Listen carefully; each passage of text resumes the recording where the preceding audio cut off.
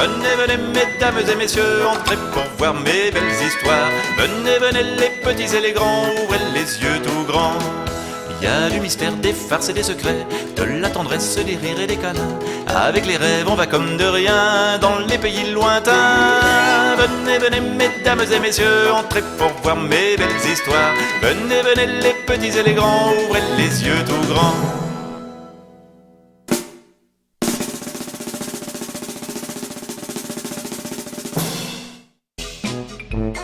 Quand Paul est né, ses parents n'ont pas remarqué tout de suite qu'il avait un pouce absolument faramineux. Ce pouce avait l'air d'un pouce de bébé, ni plus, ni moins. D'ailleurs, Paul tout entier ressemblait tout à fait à tous les autres bébés. Il passait le plus clair de son temps à dormir ou à pleurer. Il se réveillait tous les matins vers 6 heures avec une furieuse envie de téter, comme tous les nouveau-nés. Personne n'aurait pu deviner. Paul lui-même ne se doutait pas à l'époque que sa petite main possédait un faramineux petit bout de pouce. Mais un jour, au lieu d'être réveillés vers 6 heures par les cris du bébé affamé, les parents de Paul ont dormi jusqu'à midi. Car Paul avait trouvé son pouce et le suçait d'un air gourmand. À partir de ce jour, les parents de Paul furent bien contents de ce petit pouce-là. Il calmait les colères, il apaisait les faims, bref, c'était un petit pouce comme les parents aimeraient en avoir plus souvent.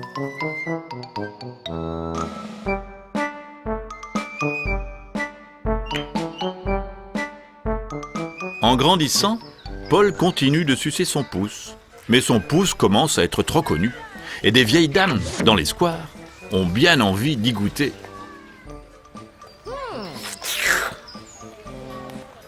Jusqu'au jour où la reine elle-même finit par le remarquer. Elle dit tout attendrie: « Mon Dieu, que ce petit pouce-là a l'air appétissant !» Les parents de Paul auraient dû être fiers. Pensez donc, la reine? Eh bien, pas du tout. « Tu nous as fait assez honte comme ça. Tu vas arrêter de sucer ce pouce-là. Tu es grand maintenant.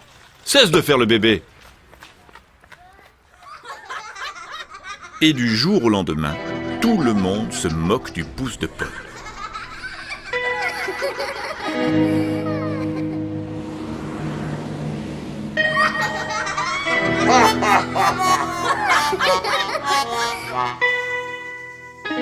Sa mère lui dit: « Regarde-moi ça, on dirait un vieux chewing-gum mâchouillé. » « C'est pas un vieux chewing-gum. Quand je m'ennuie, c'est un faramineux faiseur de rêves. » Son père lui dit: « Tu pourrais te laver les mains avant de sucer ton pouce au moins. Lâche donc ce nid à microbes. » Ce n'est pas un nid à microbes. C'est un faramineux chasseur de chagrin.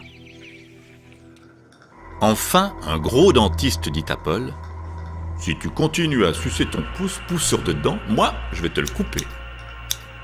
Pas la peine d'être savant en dents. Peut-être que mon pouce est un peu pousseur de dents, mais c'est un faramineux gobeur de peur, monsieur. » Alors, Paul va voir la reine. « Majesté, j'ai un problème. J'ai un pouce que le monde entier veut m'empêcher de sucer. Ce ne serait pas par hasard un pouce faramineux? Eh bien, sais-tu que mon faramineux ministre de la guerre et mon faramineux ministre des Transports avaient eux aussi, quand ils étaient petits, des pouces faramineux. Alors toi, avec un pouce comme le tien, tu deviendras peut-être roi. » Là, Paul est un peu gêné. Il ne faut pas exagérer. Puis, la reine ajoute: « Bien sûr, mes faramineux ministres n'ont plus le temps de sucer leur pouce aujourd'hui, car pour bien faire un métier, on a besoin de ses 10 doigts. »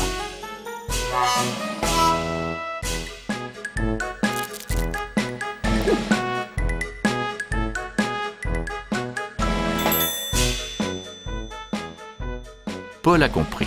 Il rentre chez lui et il explique à ses parents que plus tard, quand il sera roi, il aura besoin de ses 10 doigts, mais en attendant, il sucera encore un peu son pouce faramineux.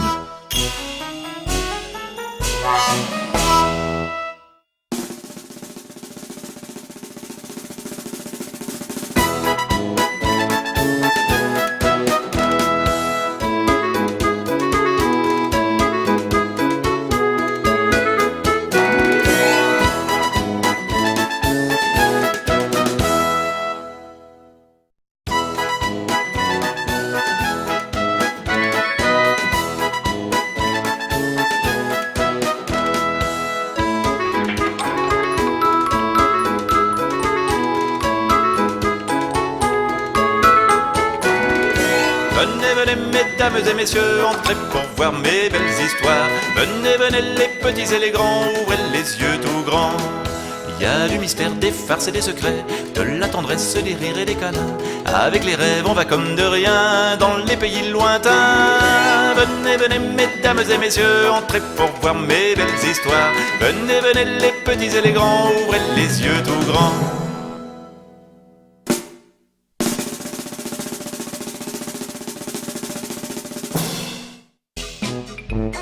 Quand Paul est né, ses parents n'ont pas remarqué tout de suite qu'il avait un pouce absolument faramineux. Ce pouce avait l'air d'un pouce de bébé, ni plus, ni moins. D'ailleurs, Paul tout entier ressemblait tout à fait à tous les autres bébés. Il passait le plus clair de son temps à dormir ou à pleurer.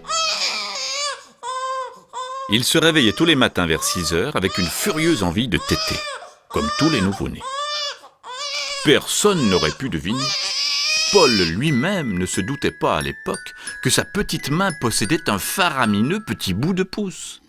Mais un jour, au lieu d'être réveillés vers 6 heures par les cris du bébé affamé, les parents de Paul ont dormi jusqu'à midi.